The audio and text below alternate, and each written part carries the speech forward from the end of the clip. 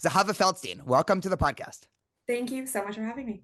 So you call yourself a reformed anti-Zionist Jew. I would love to unpack that. If you can just give the listeners a little bit of a, intellectual life biography of yourself, and what do you mean by reformed anti-Zionist? Yeah, absolutely. I grew up in the American South, the child of a rabbi in Jewish day school for 16 years. And, I loved it. I argued Talmud, learned Torah, I gabbide. It was very like a feminist Judaism, read the Red Tent when I was 12. And my Judaism was really important to me. And I was surrounded by Jewish community, but I was ready to get away. And I always suspected that there was something absent from my education. I would ask my teachers, why is it an issue that we're bringing APAC and not J Street? Or what is this word occupation? And consistently, they said the occupation isn't real and Palestinians don't exist. And that was what I entered college thinking. So I went to a women's liberal arts college in Southern California called Scripps College, where I became an American Studies major. American Studies is a play on words. When we say America, are we talking about continents or are we talking about a state? It's critiques of imperialism and systems of power. So you choose your own track and you use the frameworks and paradigms of this field to understand how the world works. So my track was collective memory and curriculum construction. What stories make their way into our textbooks and why? And my sophomore year, I took a Palestinian ethnography class. So let's put this into context. I got to this college where there's primarily students from the West Coast who had a very different educational upbringing than I did. And they're already thinking in systems of anti-racism, post-colonialism, the residue of slavery and indigenous genocide exists in all facets of our society. So I buy into this my freshman year. And then my sophomore year, I learned about Palestinian ethnography. Now, what was most crucial is that I believed my professors because I had no other definitions for these terms. The Jewish education I was raised in never gave me words for what occupation, Palestine, apartheid meant. So I became a staunch anti-Zionist for a couple years. I mean, SJP, JVP, I resented my community that raised me. I was angry.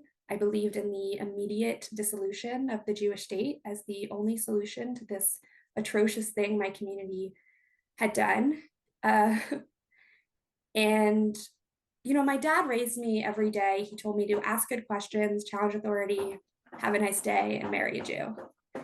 And and as far as I got from Jewish community, as distant as I felt, I remembered that I was asking and challenging questions and challenging authority, even if it was at my own community. So I wrote my undergraduate thesis about the ethnic studies mandate in California in 2019, which was a big debate we can get into about how the state was requiring all public high school students to take an ethnic studies curriculum, and the draft they proposed didn't include Jews, was pro-BDS, pro-Palestinian, and the community was very upset.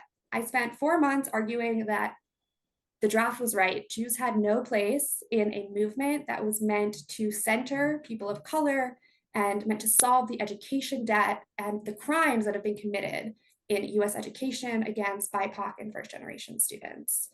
And then 2 weeks before it was due, I was at my dad's house. And for the first time in 4 years, I listened to him. And together we read the Encyclopedia Judaica from 1982.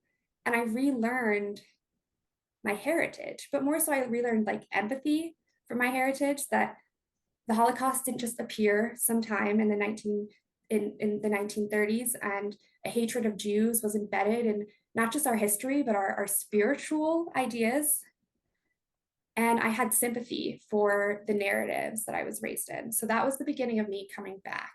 Got it. So let's come back to you coming back. I want to sort of drill down on that because, obviously listeners know this, but I've been a Hillel rabbi for 8 or 9 years. And, there isn't a huge number of students on our local campuses that have become anti-Zionist, but we definitely have, our select few every year. And so is there anything that a Hillel rabbi or Chabad rabbi, could have said to you your sophomore year would it have been a Shabbat invite or invitation for coffee or a specific conversation? Like, was there any way that you think that someone on campus could have at least had a conversation with you? Not necessarily, change your mind on these things, but in terms of that animosity, because one of the things I see from a lot of students, Jewish students that get sucked into the sort of anti-Zionist, I'll call it, rabbit hole, is it's one thing to have specific views about Israel and Israeli policy and the war in Gaza. I might disagree with them, but like I understand why a 19-year-old would say, yeah, this is a genocide and terrible. Again, even if I disagree, it's another to then become convinced that the entire Jewish community is just this entire propagandistic machine and that you shouldn't even be going to Shabbat dinners because, oh my goodness, there's an Israeli flag somewhere buried in the Hillel house, and don't go to the, local Sukkot, sushi social because that's also affiliate, So is there any way that you could have moved from, the sort of, I hate the Jewish establishment to like, okay, we might have some ideologic disagreements, but at least this is still my community? I think Hillel officials have an uphill battle with this one because as employees of Hillel International, there's already a boycott against the institution because it's seen as Zionist. What I will say is that at my campus, Chabad was a home for both conservative traditional Jews and like radical lefty anti-Zionist Jews. And that came both from the fact that they didn't take a public stance on Zionism, but also because Chabad wasn't seen as innately complicit in this Jewish legacy organization's narrative, or what you said, this propaganda story. That's so interesting. I mean, I just recorded an episode 2 episodes ago about a little bit of the history of Chabad, and we talked about Chabad and Zionism. So I'll point listeners to that. Is that true despite the fact that your average, I mean, I guess, did you know your sophomore year, sort of seems weird to word it like that, that your average Chabad rabbi on a college campus in America is obviously much more right wing when it comes to Israeli politics and American politics than your average Hillel employee? Like, was that something people understood? Or is it just the fact that Chabad, in their official non-Zionist stance, they're very pro-Israel, but they're not Zionist, they're not going to have an Israeli flag when you walk in? Is it really that simple, or was there something else? It was the notion that they could be apolitical and purely a religious space. And I do believe that Hillel professionals and Hillel events can be spiritual spaces and apolitical. But unfortunately, the terms of BDS, when it is practiced wholesale on college campuses, often prevents Hillel employees from making that clear and being heard when they said that. I was recently on a college campus speaking on behalf of a Hillel, and I couldn't even get students who were anti-Zionist to open up to coming to that space when I really want Zionist, non-Zionist, and anti-Zionist students to be in conversation with each other. And I think that is what the Hillel director can prioritize right now, is helping students learn from each other in facilitated process group formats and kind of decreasing the accusation that Hillel is not open to these conversations. It seems like, so one side of me, I don't know, I have like the angel and devil that just popped up. I don't know which one is which yet. You'll tell me. One side of me totally agrees with you. The other side is a little bit more cynical and would say, well, listen, there's an opportunity cost for Hillel, and if, I don't know, 10 to 20% of Jewish students on any campus has just decided that Hillel is the devil, I'm going to spend my time with the 70 or 80% of students that are interested in teasing out their Jewish identity and learning more about the nuance and complexity of Judaism in the modern world and Zionism and anti-Semitism. And so, every minute I spend like almost like begging, I mean, begging is the wrong word, but like begging anti-Zionist students to accept the fact that I'm not interested in brainwashing them, which I'm not. Right? It almost just seems like an unfair opportunity cost to hoist on Hillel's. Whereas, again, there's a huge percentage of the student population. I mean, on our campus, Hillel probably gets just as much criticism for not being right wing enough as it does for being too Zionist. So everything's sort of an opportunity cost in that way. I would just love to hear your thoughts on, like, if you pick angel or devil side. Yeah, I'd start by questioning the 10 to 20% statistic because our Jewish organizations that are measuring campus experiences right now haven't asked for that number, as far as I know. And even more so, all the stats that we're seeing from organizations like the ADL or the AJC that are studying and measuring anti-Semitism, anti-Zionism, Zionism, they haven't clearly defined or operationalized those terms in ways that are legible to or representative of the college student experience today. So I really would question if 10 to 20% is accurate, or if it just helps us feel a little better about, as not as Hillel, but as Jewish educators, Jewish educational spaces. Just saying it's that small help us feel better about not talking to or reaching or supporting those students. And what I mean by support is, when I left the Jewish community, when I lost my Zionism, I lost my Judaism, because the entire Judaism I was raised in was fundamentally dependent upon loving Israel, supporting Israel, and advocating for Israel. And the so what I needed was a psychologically safe space to have difficult conversations and learn complex ideas within my community, so that when I left that community, I wasn't surprised and confused and astounded by the massive gaps in the education that I had received. So even if, let's say, 10 to 20% is right, how many of those students are learning these new ideas and adopting leftist, anti-Zionist perspectives and feel psychologically safe doing that? Yeah, no, it is a really interesting question. I mean, the reason why I think it's almost like an unfair battle. I mean, you tell me, because I've been sort of wishing that I can talk to, I tried to talk to students in the encampment 2 years ago. I've been, but the idea of anti-normalization, it's not that there are people telling, sophomore version of you, oh, hey, the view that you have or the view that Hillel has is wrong. You should challenge them on it. It's actually the opposite. It's the view that Hillel has is wrong. You should never talk to them again. And that's the disconnect, because, I would entertain any conversation under the sun. I mean, it doesn't, not that I would, agree with every idea under the sun, but there's almost nothing a student can say to me within the bounds of like what's legal, which, very wide rounds, that would cause me to say like, screw you. I never want to talk to you again. Right. Like, it doesn't matter, we're talking about American politics, Israeli politics, views on Israel, views on Jews. I've talked to, very right-wing non-Jewish students that certainly are anti-Semitic from that side, and, very much fans of, say, Nick Fuentes. So I love to have these conversations. But what's unique, I think, about Jews who have become inculcated within anti-Zionism is this idea of anti-normalization, of the fact that it's almost like a shunning. It's almost, they interpret my reaching out, which, I did say post October 7th, as almost like a trick that I'm playing, of like, oh, he doesn't really want to just grab coffee and like see how you're feeling with, I don't know, the mix of emotions on October 9th. He's really just trying to like get you back in. And, so that's almost, I think, okay, well, I have limited hours in the day.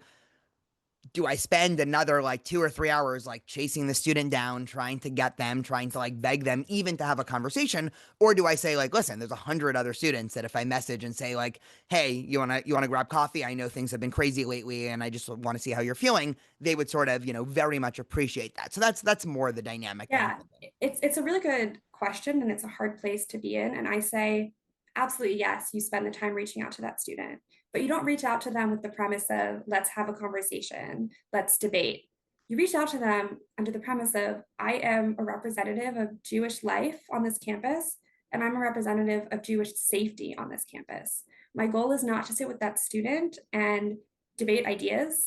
It is to sit there and help them feel safe wherever they are in their intellectual, ideological, or Jewish journey. I mean, many of these students on encampments or in humanities classrooms are learning intellectual frameworks that make a lot of sense, like critical race theory, for example, critical theory, critical pedagogy. These theories look at systems of power, racial ideas, residue of racial establishments in our healthcare system, educational system. And then they take these ideas and these frameworks that were used to talk about Black and Indigenous folks in the United States, and they apply them, copy and paste, onto Jews and to Zionism. And what's missing is any engagement with Jewish epistemologies or ways that Jews make meaning or understand ourselves and our own histories.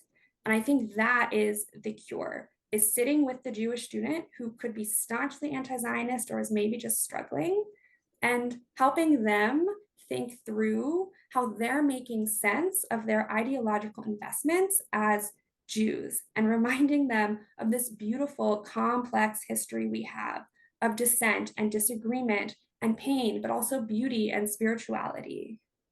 Okay, so I want to get back to critical race theory maybe in like 10 or 15 minutes. I want to dig in a little bit on your time in SJP circle. So there actually was one time, this was far before October 7th, and it was Cal State Fullerton, which is not, the biggest Jewish community, where I somehow found myself attending an SJP meeting because the flyer caught my eye on campus.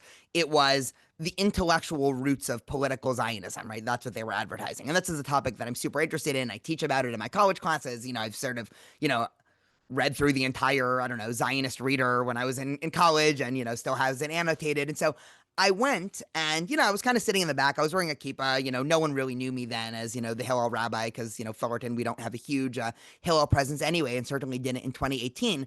But I was a little dismayed at the lack of context that was given to anything, right? Like, I remember someone stood up there and just put a quote on the board. I think it was from like Jabotinsky, right? So they like, they're like, original Zionist thinker Jabotinsky. And then it was some quote about how, the Arabs are barbarian, whatever, insert your favorite, Jabotinsky quote. And there was no one like saying, well, there were different types of Zionism, and Jabotinsky was actually, second or third generation. And there's like, Jabotinsky also contradicted himself, by the way. Like sure, a sure, couple sure. sentences later says we don't want to kick everyone out. No, no, of course. And I actually, have since really come to appreciate Jabotinsky. That's a separate point. But like sitting in this meeting, they were being sort of hyper intellectual. It's the same thing I get when I read a lot of thought pieces from the left on Zionism now, where it's just this like such a reduction of, well, a bunch of people thought that, Jews should go and kick out all the inhabitants, and like, oh, these people were terrible, and, all nationalists. And I was a little bit shocked because many of the people,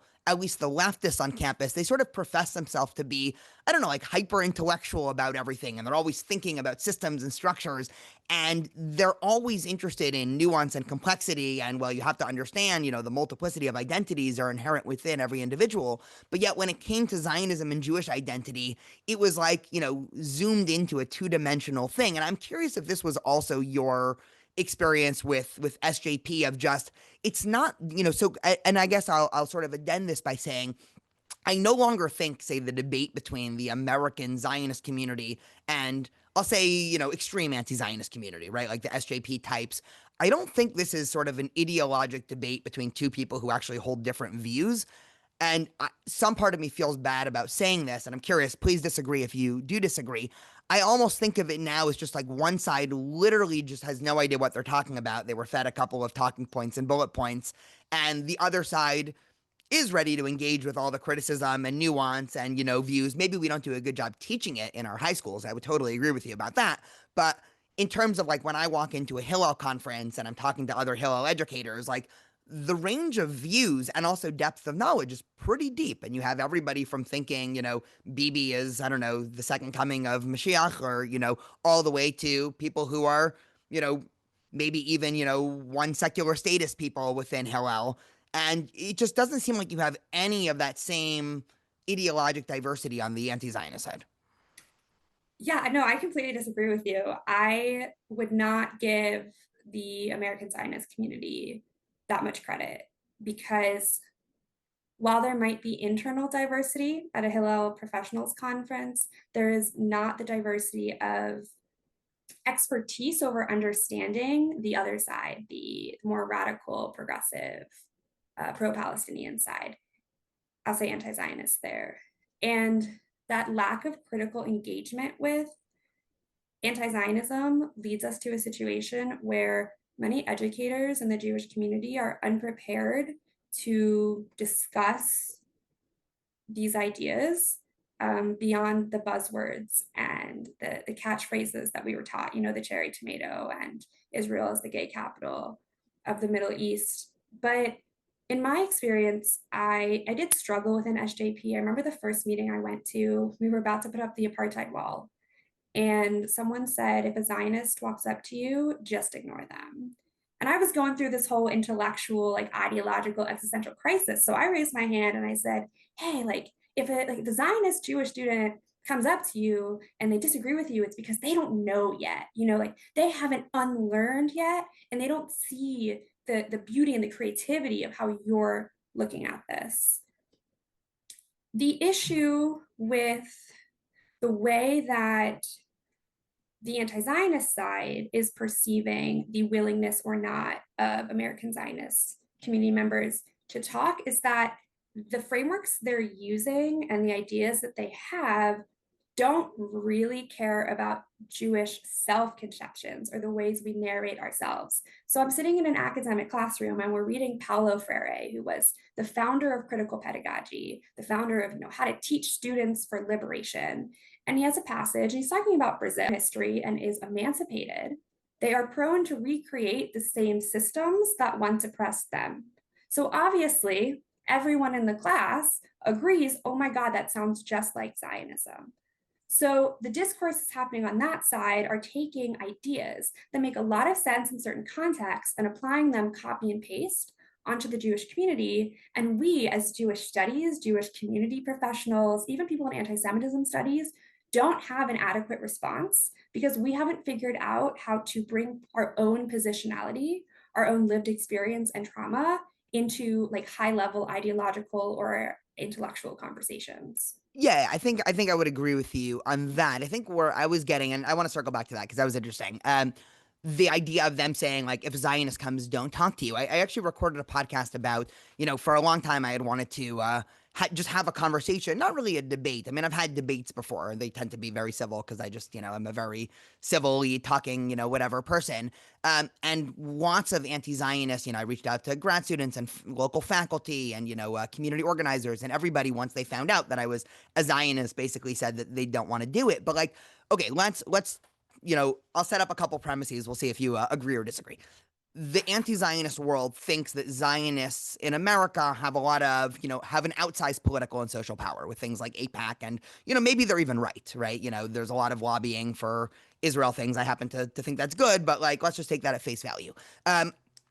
Second, right, they are convinced that they have the truth, right, that they're on the side of justice and truth. So therefore, it just seems obvious that it would be in their best interest to engage in as much public dialogue as possible. I mean, I remember somebody, a professor at Chapman University, I won't say her name, she's actually a Jewish professor who's become, radicalized on the anti-Zionist side. I reached out to her and wanted to, I was like, hey, we should have a discussion or debate about this, because I actually hosted her on my podcast pre-October 7th. And she wrote something back. She's like, well, would you expect, Jews to have a conversation with a Nazi in Germany in the 1930s? And I actually wrote back, I thought about that, aside from all the problematic whatever, I thought, and I decided And to our answer. rent sure did it. Well, I realized the answer is actually yes, right? In other words, if some Nazi, right, if I was a Jew in, 1936 Germany, and some Nazi who had, any such following that can maybe change the culture was willing to actually engage in a public debate about, is Nazism good or bad? Me as a Jew who thinks I have the truth and think that I'm well spoken enough to engage in that conversation, if I said, no, I don't engage with Nazis, sorry, right? Well, the society's anyway run by Nazis, right? So in this analogy, right, the anti-Zionists are convinced that our society is sort of, de facto Zionist, through and through, right? Both political parties, our institutions, our schools. So the fact that they're not willing to engage in that conversation, right, that sort of reflects a little bit of what I imagine to be an epistemological tension on their part. I don't know if they realize it, but right, that's the only way I can really understand this anti-normalization, that many of them are actually just too afraid to engage in a conversation because they realize they don't actually know anything about Jewish identity past, again, whatever pamphlets are being, sent out at the SJP meeting. So that was more my point. Yeah. Uh, I, in reality, I felt in that moment at the SJP meeting, like I was experiencing an anti Semitic idea, and I could recognize that.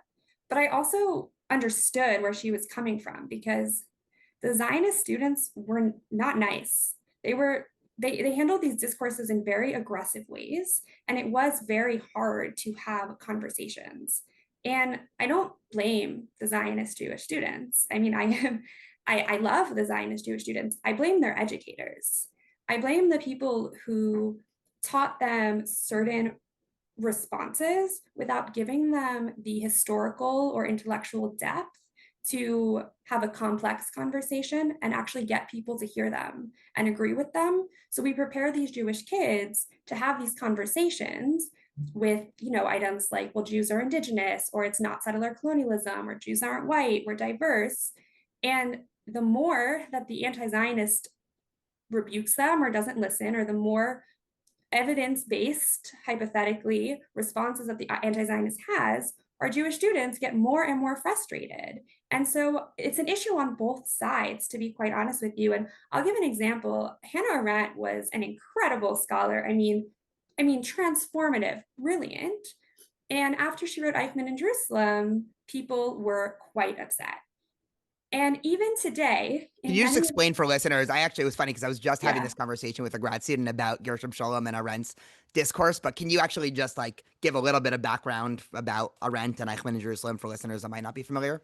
yeah, I'll absolutely give a kind of a cultural background of Hannah Arendt. She, as a refugee from Nazi Europe, was employed by, I believe it was the New York Times, it might have been the New York Post, to travel to Jerusalem to report on the Eichmann trial. Now, Adolf Eichmann was a Nazi who was responsible for the final solution, or the infrastructure behind the death camps. Israel basically kidnapped him from Argentina and put him on a internationally globalized trial in Jerusalem. What's really important about this is Ben Gurion purposely designed the trial to narrate or tell a story about the Holocaust as an unprecedented and unfathomable atrocity in all of global history. And they use testimonies from Holocaust survivors, and where they're broadcasting this internationally, right? Now, in the 15 years after the Holocaust, most people didn't speak about the Holocaust. The Holocaust survivor was not an archetype yet. So this trial really solidifies the Holocaust and it's as an atrocity within Western canon and consciousness, and brings in the trope of the Holocaust survivor. So Hannah Arendt is reporting on this trial, and she interprets it very differently than the rest of the Jewish world. And she talks about the banality of evil, and in a way excuses or removes Eichmann's individual culpability to critique more of how, in a system of evil, evil stops being so evil. And she wrote this text in the 1960s. It wasn't translated into Hebrew until around 2000. My point in bringing her up, though, is that she has this incredible intellectual lineage, incredible philosophical texts, and yet when you bring her up in a discourse, the most common response you will get is, yeah, but she dated a Nazi, because she had an affair with her advisor, Heidegger, who was a philosopher and a Nazi. And so I would love to say that I would have had that conversation, with a Nazi, like you just said. But what happens when the Jewish community removes or minimizes and obscures your authority because you chose to have that difficult or complex conversation or relationship? No, I totally agree. I actually really like Hannah Arendt, even if I might disagree with her. It's also worth mentioning that there were many early Zionist groups that also had the philosophy of working with the Nazis. And, essentially my read on that is they said, well, if the Nazis are looking to either kill everyone or get rid of them, getting rid of them sounds a lot better. And we're also trying to get Jews over here. So, right, like it totally makes sense. And I think it actually would have been crazy if you were a Jew in a position to work through back channels with the Nazis to actually say, well, I'm going to stick to my guns and like not do it for some vague, right? I actually, very much fail to understand, that viewpoint. Okay. So I want to, get back to your story because it's super interesting. So you started to say that you sat down with your dad, you read Encyclopedia Judaica. It couldn't have been that simple, I'm imagining, to break you out of, I don't know, years of, anti-Zionist indoctrination. So, I mean, was it just a series of moments? I mean, unpack that a little bit more. And I'm imagining a lot of people listening to this either have friends or ex-friends or ex-roommates, or, if they're older people, children or grandchildren that may also be going through some of what you were going through in college. So just talk us through, what it actually took for you to start to become, quote unquote, reformed. And then we'll get to all sorts of other questions about where Yeah. you're at now and critical race theory and all that. That moment with my dad was crucial, not just because I spent the next 2 weeks rewriting my entire thesis and arguing the complete opposite of what I had been, but because it forced me to reconcile Jewish history. I mean, it forced me to have empathy for my heritage, for the narratives I was raised in. And more than that, speaking with my dad that night forced me to reconcile with the fact that I had accepted ideas and I was living by ideas that fundamentally didn't think about, didn't care about, and didn't understand Jews. That's super interesting. Okay, so then you come back to school. Do you try to engage with any of your like co-activists or anti-Zionist friends about this? I mean, do you rejoin the Jewish community? Like, what then happens once you actually get back? No, so that was my undergraduate thesis. So I defended the thesis. I was scared I would fail. I thought I'd be seen as a Zionist apologist. I didn't end up failing, but I did end up pursuing many, many years of graduate study, trying to find answers to the questions that I began asking that night. And one of those primary questions was, is there room for Jews in ethnic studies? Is there room for Jews in theories like critical race theory or critical pedagogy? Or are the theories themselves problematic? Okay, so let's talk about it. I have changed my mind on critical race theory. If you asked me 4 or 5 years ago, I would have said it is generally a good thing. Now I think it's generally a bad thing. I'm going to guess you disagree with that. And so I would love to have a little bit of a back and forth. I think, if I were to sort of, I guess, I don't know, ground this conversation, there's sort of two different reasons why now my intuition is to be against it. Again, it's not like a super heartfelt belief. You might be able to convince me in the next 10 minutes. Let's see.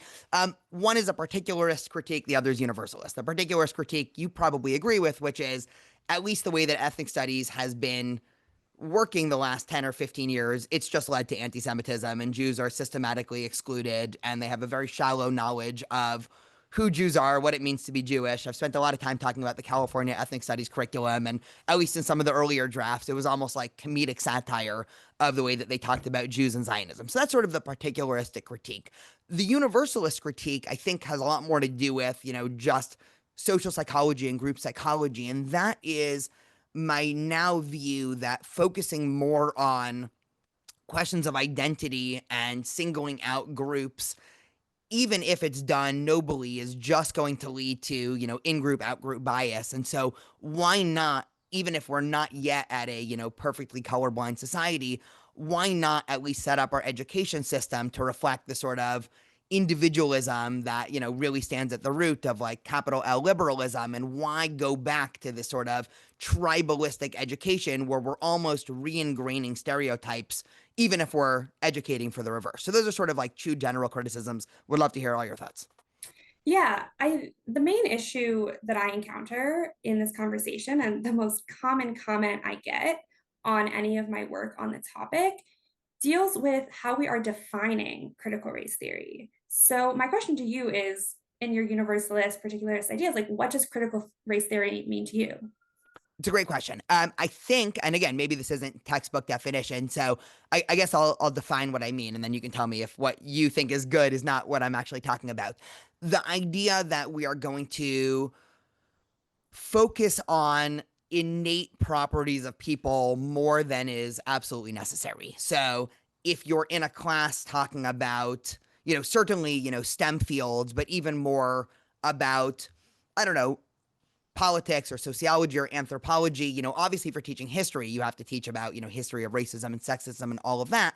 But in terms of like dividing Americans now based off of, well, we have, this group of X people and this group of Y people, and especially as generally American society is becoming, more ethnically melting pot-ish as people are, marrying across, racial divides and ethnic divides and all of those things. It just seems like there are people, and, what's interesting is it seems like it's both on the far right and the far left that are almost upset that the variable of race in our conversation sort of dropped, right? Like if you take how often people invoked, racial stereotypes in the 1920s and 30s, right? That, in America, that graph is huge. And race was almost one of the most important things to know about somebody in terms of what rights they should have and what your disposition should be. And should they get a loan from the bank and, any and all of those things. And then we went through some period. And again, I don't think this is sort of mythical. Some of it might be overly, I don't know, talked about, but, the 80s, the 90s, early 2000s, where at least the variable of race became less obviously important in our daily life. And this was progress. And then it seems like now there's a movement to say, no, no, no, we actually don't talk about race enough. It needs to be, if every time you have a speaker, right, it's very important to make sure that you have, I don't know, if you have three people on the panel, you need one person of color and you need one woman, and you need one man. And so, obviously connecting to, college admissions and, all of that. So that's how I would vaguely define Yeah. critical race theory. It's really interesting because I think what I've just heard from you, it sounds a lot more like DEI in the sense that you're describing social and cultural initiatives, and then you're describing a political or social ideology of tribalism. And none of those are critical race theory. And this is the problem I see in our society today is so many people have such strong opinions about critical race theory because the media that we consume gives them a certain message about what CRT is. Critical race theory is a theory. It's an academic framework that came out of legal studies. So, legal studies scholars looked at the history of US law. Primarily, these were Black women, but there's a diversity of who these first founding scholars were. But they looked at US legal codes and they said that differences in skin color have existed for a really long time. But race and racism, as we understand them today, especially American racism, was invented and solidified the moment a legal system was drawn to uphold a hierarchy of privileges that ascribed worth or humanity to people with certain skin over people with other skin. And that the residue of the legal codes that were written during the era of slavery exists in our society today in incarceration. So the new Jim Crow is an example, Michelle Alexander, our healthcare systems, access to health insurance or good healthcare, our education system, our housing systems, redlining, wealth accumulation over time, that these legal studies scholars present a theory that says we can make sense of inequality in American society today by looking at the ways the laws were written hundreds of years ago and seeing that we haven't really done enough to change those laws.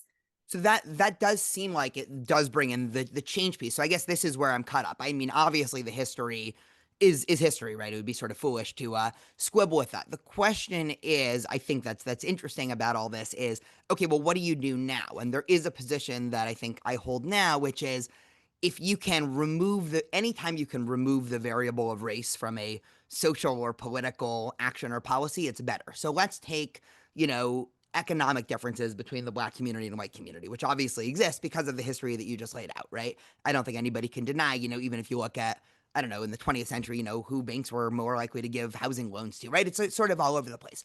But okay, so you have systemic differences throughout the 20th century between white and Black people that lead to current inequality.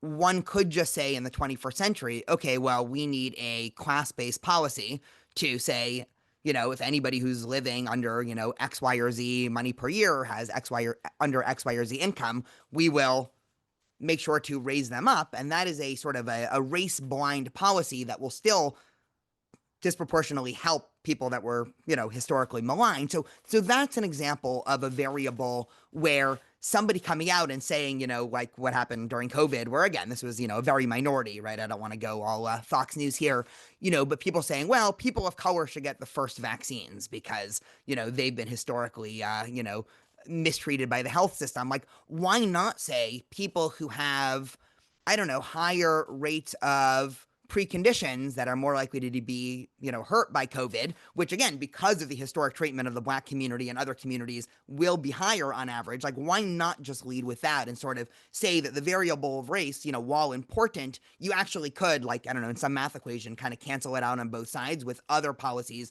that are a lot more universal. Well, I think that even working on a policy that's economics based instead of race based assumes that there is economic differences on racial lines that will be solved by such a policy.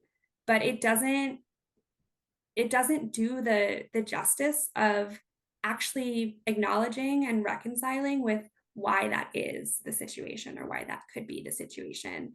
There was an issue in Tucson for 12 years, there was this incredible Latino Chicano ethnic studies program that was shown statistically to increase graduation rates for minority students in ways that the district had never seen before.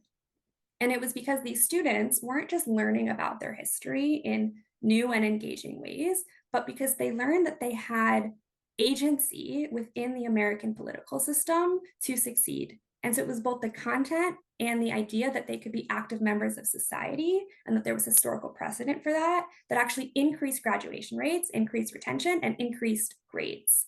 And And you don't think that would, I mean, just reflecting, if somebody has a better, I don't know, government class in high school that says that, like, hey, our country fundamentally believes that, like, any individual can attain political office, obviously, president, there's some, speculation for it, but like, and all those things, you don't think that that more universalistic approach, like, you think people need to be singled out and be like, you over there, Ashkenazi Jewish kid, who's a female, like, you can be governor, and like, you Hispanic kid, whose parents immigrated, like, you can be like, because it almost seems like that's almost the natural end, and then those students internalize their sort of more tribal identities, which is why I think, it is leading to the backlash. I mean, we can also bring in, I mean, the insane backlash that's happening on the right now around white identity politics, which is, in my mind, is sort of just like it's definitely worse, in my opinion, but it's almost like a mirror image of, okay, well, if everybody else is, going to build yeah, community around their ethnic identity and fight only for what politically helps them,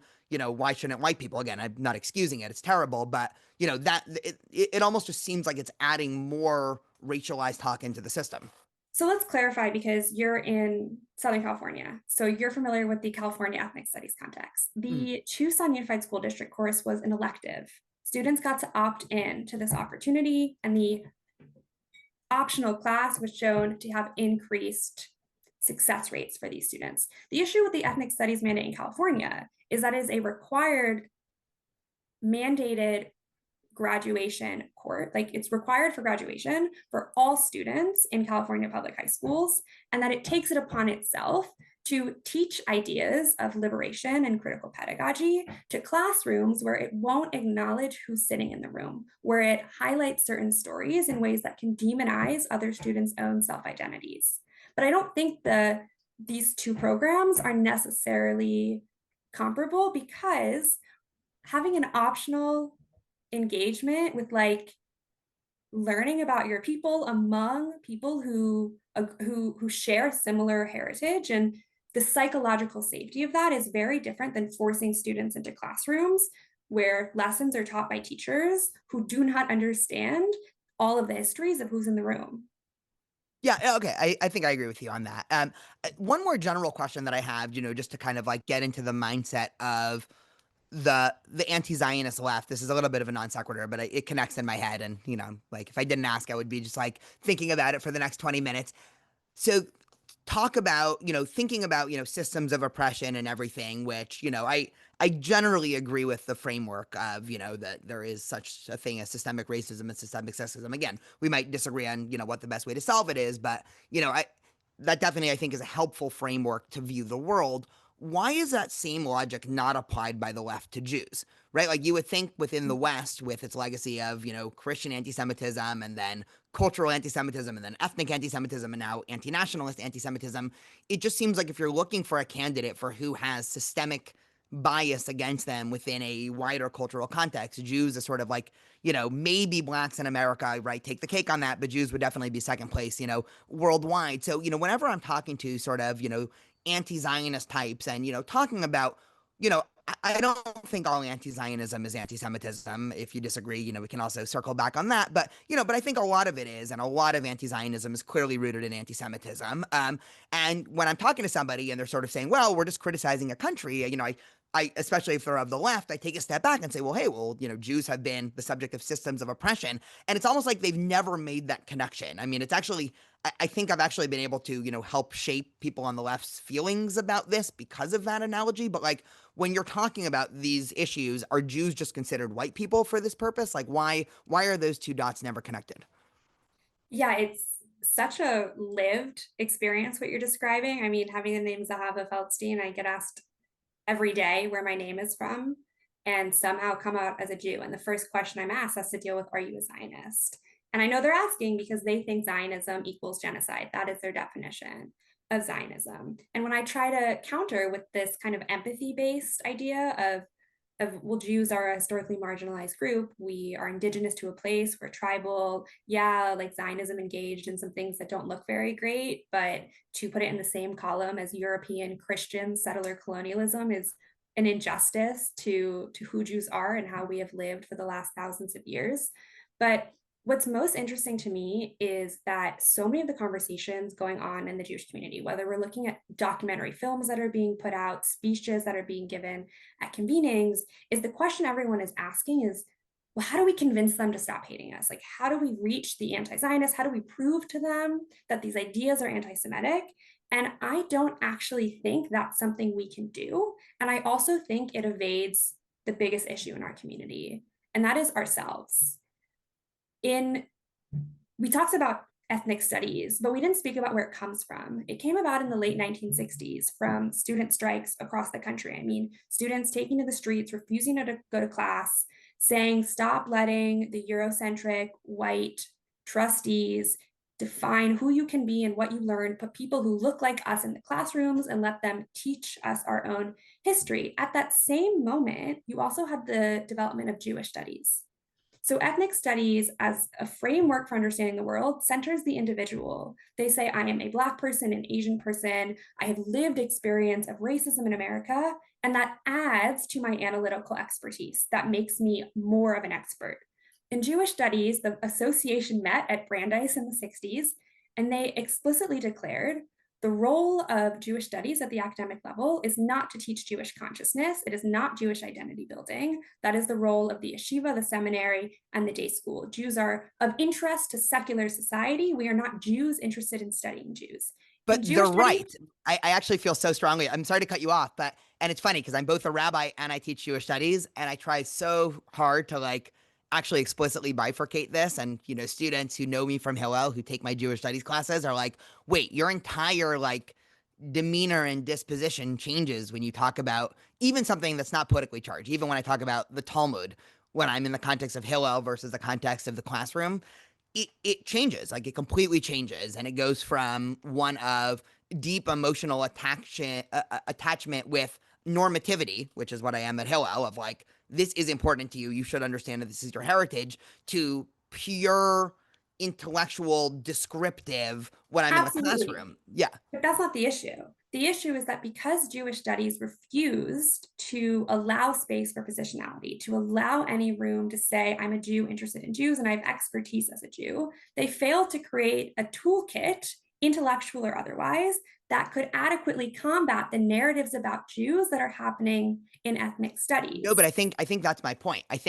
I guess the reason why I'm against ethnic studies is because I think they should all be more like Jewish studies departments. Like I I appreciate the fact that I mean, now I think Jewish studies might be running afoul of that on the other side, where too many Jewish studies people are leveraging their Jewish identity to produce normativity on the anti-Zionist side. I think that's bad also. Like I do not want to know anything about the religious level or Zionistic political level of my Jewish studies teacher, right? If Oh, I'm but I'm taking not talking about the teacher. I'm talking about the scholarship he's assigning. I'm talking about reading a book or an article that talks about Jews as though they're a statue and it's something you're looking at. Whereas in ethnic studies, students are reading of active, engaged stories that relate to theory and scholarship. And whether or not you think that we should be doing that, it is happening, right? So because Jewish studies doesn't have a response to that, we're losing both Jewish students and non Jewish students to narratives that are defining Jews absent a Jewish response that can adequately respond to it. no, it's a really interesting conversation because it's either like I think I socially agree with you, I philosophically agree with myself, where like you're right, the ethnic studies is probably not going to change, and identity centric politics is not going to change. So like at the end of the day, I think I agree with you of like, all right, well we can't beat it, let's just join it, which is what I see a lot of Jewish groups doing. But in an ideal world, right, there wouldn't be any normativity in a classroom except for learning is good and nuanced thinking is good. But like, I actually don't need a student to come out of a Jewish studies class or assign any reading that's talking about why the Talmud is super important for your personal heritage as a Jew, but why the Talmud is a very interesting book in the history of Judaism, and, how a lot of the ways that in which it thinks can be, given a universalist bent, and you can actually analyze the history of, I don't know, Supreme Court deliberation through how different rabbis interpret the Torah via the Talmud. Like, that's a lot more of where I think these classes should be at. And the fact that, now, especially in the humanities, now I'm talking about universities, not high schools, there are so many professors who it's almost unclear if they're educators or activists, is kind of because of this conflation. And I think it'd be a shame. I mean, that's kind of happening again to Jewish studies on the other side. But I think that's a shame, right? Like, I think it's bad if you're sitting in a class and you're reading just thing after thing and it's all normative. It's all, here's what you should be doing, here's what you should be doing, as opposed to learning like about this thing. And then you can kind of use your own judgment afterwards of, well, okay, given all this information that I've just read, because a lot of times these classes, and, again, correct me if you disagree, but a lot of these ethnic studies classes, because of the normative bent, and I'll just define that for listeners, right? The fact that they're telling you like X, therefore you should do Y, as opposed to just, X, let's try to understand it, is it doesn't come with a lot of diverse ranges of thinking, right? So it's not actually saying, well, here are 3 or 4 different ways to understand this phenomenon. It's usually one way to understand it, and then, 2 or 3 ways to be an activist for the cause, as opposed to in a lot of Jewish studies, like, when I'm unpacking, I don't know, the development of the Talmud, again, we'll pick a very, unsexy political example, or like, why Maimonides came out with his, Guide to the Perplexed, and, what does it represent, right? We are going to read, 3 or 4 different intellectual theories to what Maimonides thought that he was doing. We'll read the Leo Strauss view, we'll read the more traditional view, everything in the middle. And I'm not saying to students, therefore this should be your disposition towards Judaism, right? The students actually, the most frustrating thing for students is after class, they come to me and they're like, what do you actually think of any of this? And I'm like, I'm so glad you asked that question.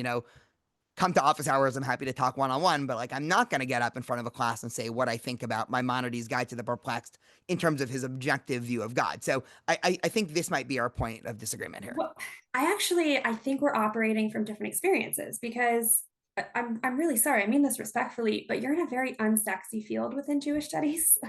I mean, Talmud, it incredibly fascinating, especially to Jewish students. But I'm working in the intersection of American Jewish history, racial construction, and ethnic studies, right?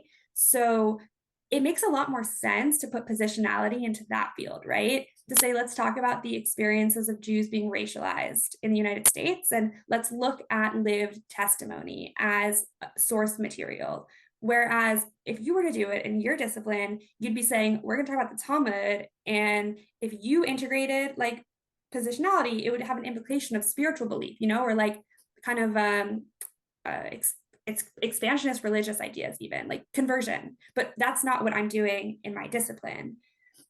The the Jewish studies arena has a good point, right? It wants to maintain this civic education, this civically aware, responsible education.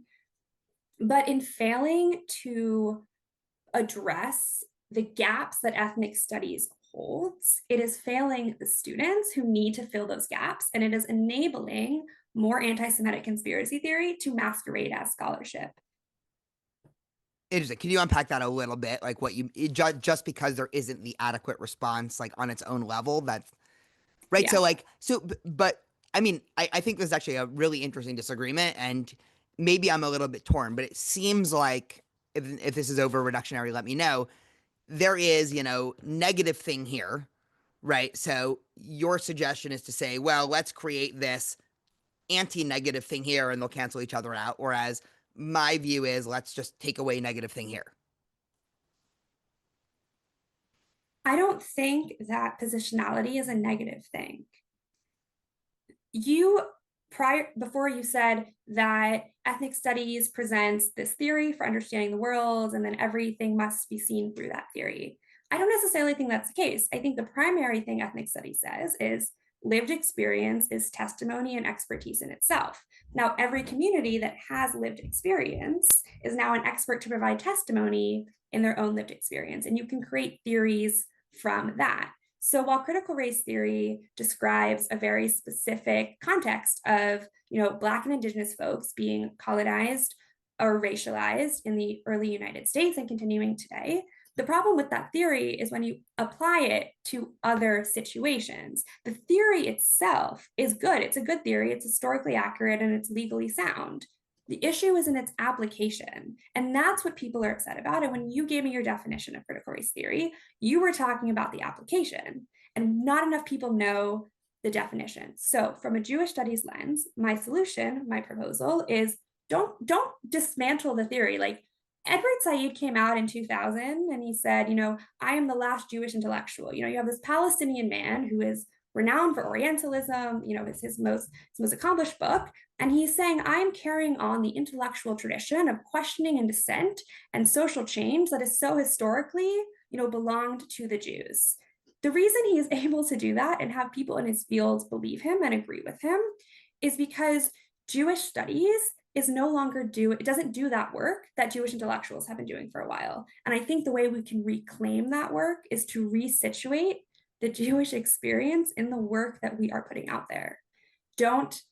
We don't need to dismantle ethnic studies or critical race theory that in fact is counter our ethical moral codes, but we can help critical race theory or ethnic studies understand the ways in which its application to Jews fundamentally misunderstands thousands of years of Jewish history that predated colonial contact, the issues with framing all Jews as white and complicit in white supremacy, thereby Zionism is seen as settler colonialism, and it recenters Jewish agency to define our own epistemologies from academia to the Jewish day school. It works in both places. No, it's interesting. I think this is such an interesting philosophical debate. I'm inclined to say, like, I'll set a calendar reminder for like 5 years from now. And I'm so curious to like revisit this with you and just kind of see how that evolves. Cause I do see a lot of things coming out, from people like yourself and Anna Marie Klein and Isabella Tabarovsky and David Hirsch and, that I think are doing exactly what you're talking about, which is also the academy that you're in. And I really do appreciate it. And so it has been really interesting to kind of sit here as like a outside observer. I want to, I know we've been talking for a while, but I'm curious to like get your thoughts on, I don't know, like things happening in the Jewish world now. I read one of your Times of Israel articles where you talked about your evolution from being an anti-Zionist to, sort of leaving the anti-Zionism, but you said that your position now is you're sort of just in the it's complicated camp and you don't explicitly identify as a Zionist or an anti-Zionist, which is fine, but like how would you situate your sort of newfound Jewish identity and relationship with Zionism and all of that?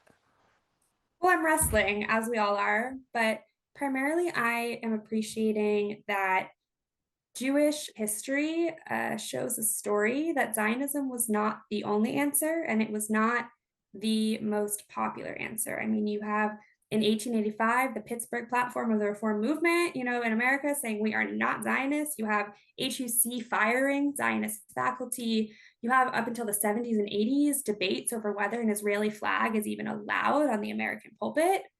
And I am really hoping that our community can make space for dissent on Zionism. Now, what I mean by that is not the argument over whether Israel has a right to exist, because that dilutes our tradition. I mean, within the leftist frameworks, no state has a right to exist, right? So it's not actually a double standard for them to say Israel has no right to exist. Now, it is a double standard when they immediately call for its dismantling and they don't for the United States, but it doesn't actually challenge their ideological infrastructure. But for Jews, I don't think we're asking the right question. The question to me is, does Israel have a need to exist? And that need comes from an understanding of Jewish history, empathy for our heritage, connectedness to our communities, our peoples, our stories. And if we ask that question instead, it becomes less about demonizing each other or demonizing outsiders, because there's a lot of people living in Israel, right? Like the state does exist. I want those people to be safe. I might even join them. I dream of that aliyah, of course. But the idea that Jews can dissent on whether Zionism is their answer to our story, like that can be a conversation that we have in the Jewish community without demonizing or demanding the dissolution of the state.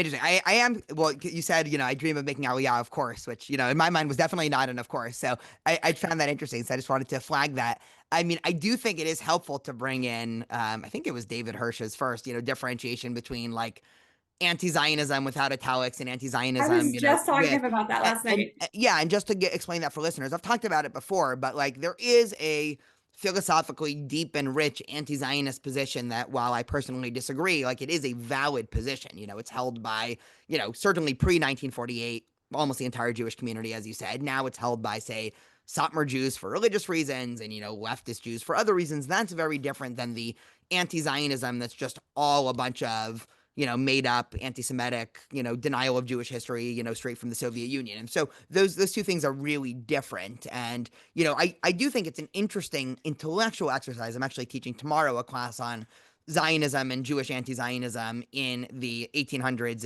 in Western Europe, which, of course, then it was sort of an open question. I think once Israel's founded, being a anti-Zionist, it seems like a much harder moral position to defend.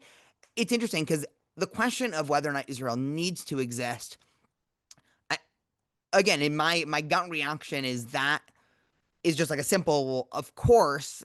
And then I would even go one level further and say, the question is Israel or is Zionism fundamentally a rupture of continuity in Jewish tradition, right? Like, and I think that's when you can engage people with conversation of criticism of Zionism from within the Jewish community. And I have this conversation with students all the time because, and this might get back to your original point, the day schools and Jewish establishment do a really bad idea at talking about Zionism because in their mind, Zionism is the obvious end goal of Jewish history, and it's been for all time. And like, of course, all of our great great great grandparents would have, lauded the secular state of Israel had they, been around in their lifetime. And the reality is, Zionism is just as much a movement of Jewish historical rupture as it is of Jewish historic continuity. Right. And that then gives a whole host of questions of, how do you take a religion that really developed 1900 years as a portable, diasporic, much more theoretical, religion and sort of impose that onto the mechanisms of the nation state, right? Like that's, I think, the super interesting question that, again, no one's able to have because the second Yeah. bring up, well, we'll talk about, some anti-Zionist criticism, everybody's mind immediately goes to that other type of anti-Zionism of, oh, you're just going to be recycling some, Soviet anti-Semitism. Yeah.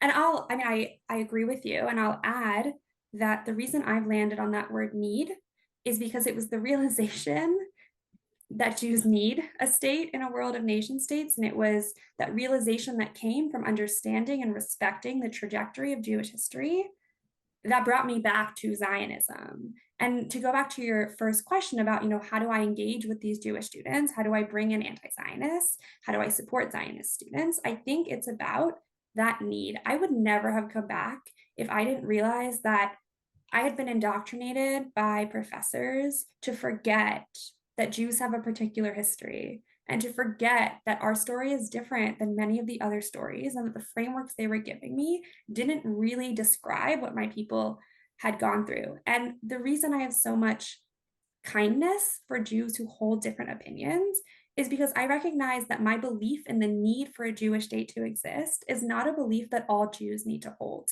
I do believe all Jews today should hold the belief that Jews in Israel deserve to be safe and cared for and have a sustained future. But they don't necessarily have to believe that Zionism was and is the consummation of Jewish history, and that they shouldn't be demonized or excommunicated for challenging that rubric, which is actually a revisionist telling of our own history. Totally agree. I think, and yeah, I really want to highlight that because I 100% agree with that. I love how you frame that. And I think, again, the issue that we run into is most of the people that are coming up to me with anti-Zionist criticism, much of what they are leveraging is actually anti-Semitism and not the well-reasoned, I was just reading or rereading last week, just in preparation for this class, the British journalist, Jewish journalist, Lucian Wolff, who writes, an incredible pamphlet called The Zionist Peril, where he basically accuses Zionists in Western Europe, just for listeners' background, of contributing to anti-Semitism. He says, listen, we're trying to say that, everybody can be, good citizens of the local nation state, and we have, Britain's best interests at heart as a Jewish community, and we're going to be, loyal citizens here. And the Zionists are saying, actually, none of us belong here. We all need to go over there. That's where our real loyalty lies. We are And he such says, an existential people.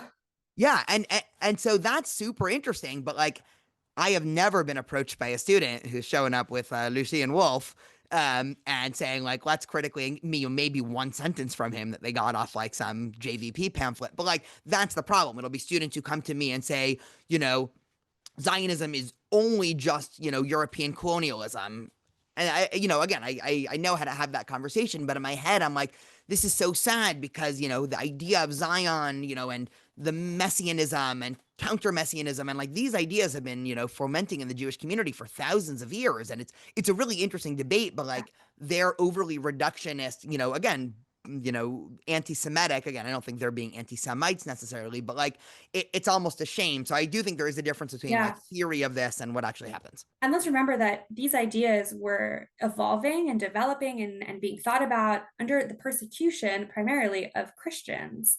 And the settler colonial theories and the colonial frameworks that Zionism is being compared to or understood through are Christian settler colonial ideas. So between Manifest Destiny, the Doctrine of Discovery, the in 1493, the Catholic Church says that any land inhabited by non-Christians is discoverable, and non-Christians are barbaric and savages. Those weren't racial categories; they were Christian religious ideas, Christian religious applications.